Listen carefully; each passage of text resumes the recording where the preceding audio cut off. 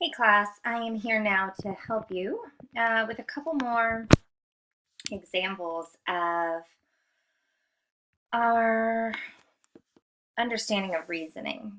So, from what I am seeing, for example, um, let's start to look at this and examine what type of reasoning is being used here. So, vote by mail on December 6th, keep Kearney, proven leadership in our community.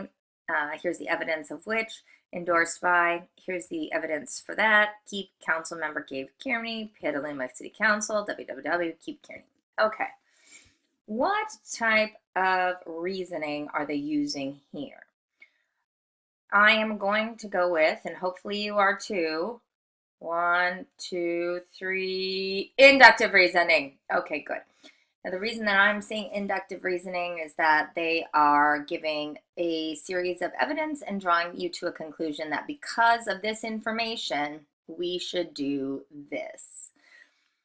So that is the idea about inductive reasoning. So if I was doing this as part of my logos, I would suggest that this or these are the specific instances, and this is the conclusion that it has arisen to. In terms of ethos, I'm going to go with competence and competence and I mean, I think that they could do a little bit of character here because of his smile. I mean, he's appealing. So they're trying to show that he's a decent person, but nothing really here is showing me a lot about his character, except that he is endorsed by these individuals. Now, when you're endorsed by the police and the firefighters, we have to assume that because policemen and firefighters are individuals who are there to take care of others, that perchance that's exactly what these, that could be seen as an area of character. And then in regards to competence, we again go right back here and we show the listing of this information. The other thing is that they're saying keep and keep. And now I don't know really the context of this, but I'm thinking that there is something like there could be character involved in that as well. But the word keep also suggests that he's been there and he's been doing it. So anybody who isn't a avid voter would perchance think this is a great idea. I should go with that person because they're already competent. They already know what they're doing. So that could be a persuasive tactic as well. In regards to pathos, again, I'm talking to you about things like his smile and that he seems like a decent person. If we wanted to highlight the idea of the red, white, and blue, it's a very effective tactic to invoke ideals of patriotism as well as the values instilled with like the patriotic and America, and I'm right there alongside you, that we're all together in this experience. So that is what I am thinking for this one, and those would be some of the highlights that I would talk about if I was giving this speech. This is a tweet that we can also examine. So the text is, I'm predicting Obama will take an early lead tomorrow until all the Republicans get off work. Romney Ryan 2012. So take a second and think for oh, and I'm sorry, I didn't go back here. Is this effective or is it ineffective? In my opinion, I think this would be effective rhetoric, according to Aristotle. There is nothing here that seems that is out of place in regards to our lines of reasoning or our soundness, or there aren't any fallacies. It's an effective piece of rhetoric, according to Aristotle. And then let's look at this one here. I would say that this, first of all, is an ineffective use of rhetoric. But let's go ahead and see how that is, or according to Aristotle. So I'm predicting Obama will take an early lead tomorrow until all the Republicans get off work. Hashtag Romney Ryan 2012. So this was during the election of 2012. And what type of reasoning are we looking at here? Everybody get ready to say it on one time. 1, 2, 3. Enthymeme. Good. All part of deductive reasoning. So it's part of the deduction because there's an unstated premise here. I'm predicting Obama will take an early lead tomorrow for voting day until all the Republicans get off work. What's the unstated premise? Yep, that's right. It's a play on this idea of Democrats and the Democratic, this idea that maybe if you're a Democrat, you're not as like hardworking, or that you are perchance unemployed, or that perchance you aren't participating in, I don't know, any kind of voting, something in that realm we could play with. If you wanted to say that this was straight deduction and not an enthymeme, you do have 3 premises here. I'm predicting Obama will take an early lead tomorrow until all the Republicans get off work. Romney Ryan 2012. The only thing about this that we couldn't necessarily look at it as a, well, actually we can. Because of the first premise, if you will. Is that necessarily a true premise? I'm predicting Obama will take an early lead tomorrow. We don't know. He's predicting. We can put that into context of it's not necessarily saying he will or all persons or etc. So we could look at it as a deduction, but I would really encourage more of the enthymeme. Something about Democrats, that they are less than, that they are lacking in, that they aren't working, that they aren't hardworking people, etc. This is an ineffective use of rhetoric because to know the context of this, which again is part of that background information that you may need to know, this isn't Tim Tebow's actual Twitter page. It was somebody else's who uses that same idea or that same tag name. So posting this idea underneath a individual who is supposed to be deemed as credible becomes problematic, obviously. And so that becomes like our idea of ethos, that they're using the celebrity, that there is a fallacy within even the ethos aspect. They're trying to get individuals who typically believe in Tim Tebow and believe in what he says and do hang on to his competence or his word on different things, and that becomes really problematic. The pathos in here is, again, what's the values that we're looking on? The pathos is that there's a couple different emotions going on. I mean, they're trying to make a joke. They're trying to, what else are they trying to do in regards to this, in regards to values?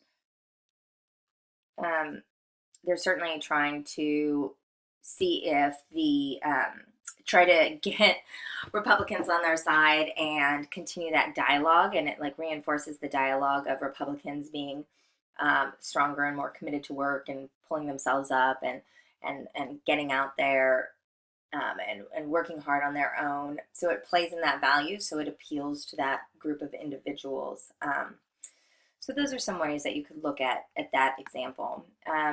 This, I don't know why that turned out so blurry, so let's just skip that one.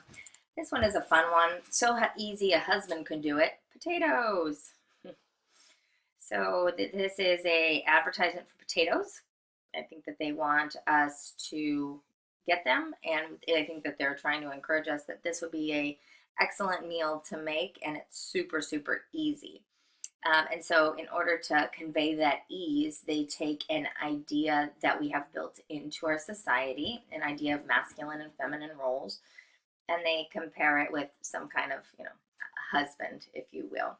And I'm not saying comparing, that they, because I don't want you to think that's an analogy, it's not, but it is, so what they do is they start to put in to context this idea of a husband, and that men can't cook, and that men aren't good in the kitchen, and that men will not be able to do anything in the kitchen, right? So any of those values that are going on, this is in fact an enthymeme whereby a premise is missing. So easy a husband could do it, potatoes. What's the unstated premise? That men can't. cook.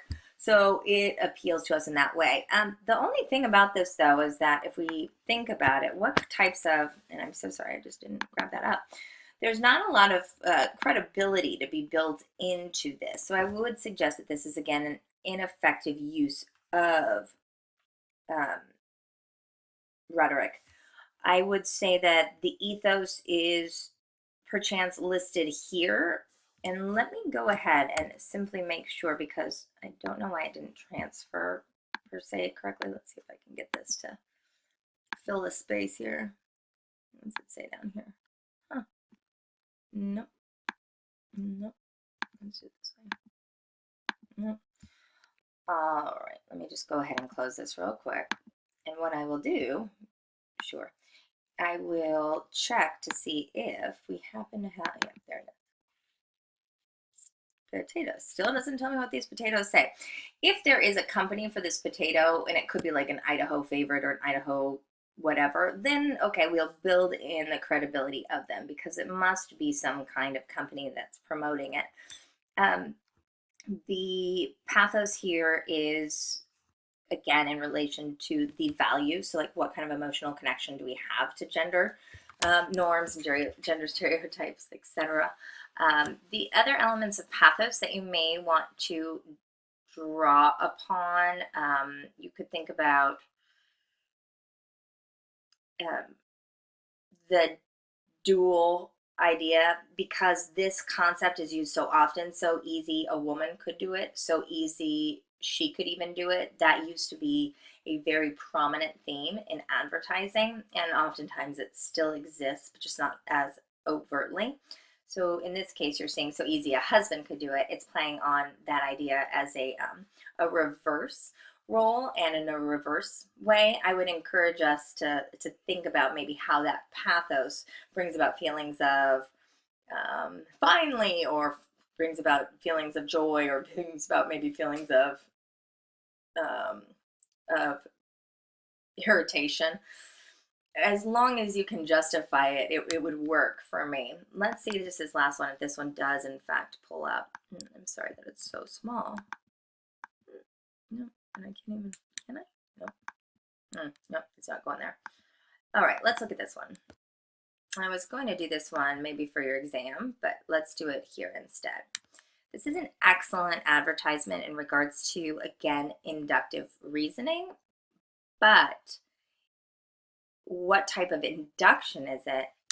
I would suggest an analogy, because what they are doing is they're going to compare here success versus failure, capitalism versus socialism, voting for Obama last time was stupid, voting for him next time is treason. There are so many different lines of reasoning here that they're using all in one to try to assist you. So, I mean, there's so many things, right? So, ouch. So there is the idea of what type of reasoning is being used. Well, if we're looking at this information alone, I would suggest that this here is a induction. I would say that we are, then we start to see a statement that's made, if it's not left, it must be right. This is what they call the either or fallacy, suggesting that if it's not this one, then it must be this one, that there are no other alternatives or no other choices, that if you aren't for Obama, then you have to be for Romney. If you aren't for the left, then you must be for the right. It's a fallacy because there are other options. You don't have to default based upon those two options, but that's how it's being presented. Success versus failure, capitalism versus socialism. So they're suggesting that this is the success, and success is within capitalism, and failure is here, and failure is within socialism. I would again start to look at the comparison, and I would you can point these out as fallacies in reasoning as well, because is there enough evidence to suggest that this is a success and this is a failure overall? No. In all of their time and living and working and doing, etc., those are not, that's not enough reason. It's more of a like a hasty generalization in regards to the an induction. Voting for Obama the last time was stupid. Amazing. So good for you, calling people stupid. And voting for him next time is treason. So this again, if we start to look at the type of reasoning that's used, what is the unstated premise? Voting for Obama the last time was stupid. Voting for him this time is treason. I think that it's drawing you to this conclusion. And I would say it's more of a comparison again, at least, and not again. And this time I would think that this was, and there's my husband. I would say that that was an analogy, because the analogy was like, in this case, it was stupid. Now, if you do it again, it's going to be the same. It's going to be a ridiculous idea as well. So the other thing, if we wanted to talk about ethos, I believe that within here, they are trying to build you up in regards to ethos. Think about the things that they are talking about here: evergreen solar, right? And then Bain Capital revests on interest, Salt Lake Olympics, turn that debt into profit, governor of Massachusetts, and unemployment fell, etc. So they're trying to show you his competence in what he's done, and additionally, they're trying to show you his lack of competence in what he's done. And then, okay, sorry, then we can go into the idea of pathos. Here they're using pathos very effectively in regards to the flag, and I would highlight that particularly. If you are an American, you have a big tie to the flag. It symbolizes so many different things. It symbolizes our unity, it symbolizes our nation, it symbolizes capitalism, it symbolizes our patriotism, etc. You put this flag over here, and then you put the socialist flag of Russia, or sorry, yeah, of Russia, all of the Soviet Union, sorry, right here next to Obama. And then what that starts to elicit, flags have a lot of built up symbolism and value attached to it. If you think about the Confederate flag and the debate in our United States over the Confederate flag, you can see how effective it is to put a symbol of our country with a flag that we assume, and then put this idea in the corner. So it starts to elicit in our minds anything about like the Soviet Union or Red Scare or again socialism. All of those elements for an individual to watch or to see are going to deter somebody automatically. And the image, just seeing that alone, that can put that idea in your head. And so even if you're not quite sure why or in what way, it's easy to bandwagon, well, Obama's a socialist, right? And is this a reflection also of socialism?